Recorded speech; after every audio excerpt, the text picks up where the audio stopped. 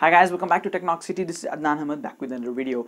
Guys, today's video is all about how you can download, install and start playing PUBG Mobile on your PC. Guys, this video was asked by the viewers and subscribers of my channel on Instagram, Facebook as well as in the YouTube comments.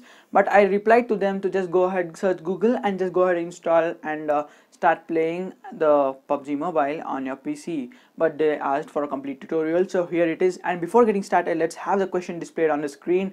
It's the question of the day through which you can get a Paytm cash through just answering it.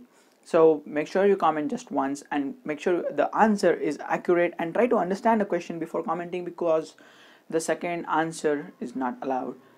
So guys, here's the question, just try to answer it and it will be just displayed for 2-3 seconds. Just read it, and if you want you can just pause the video as well. And guys, now you have read the question and now you have all set. Now let's get into the actual topic. Let's head on to the PC screen and I'll show you how you can download, install and start playing PUBG Mobile on your PC. That's it guys, let's continue.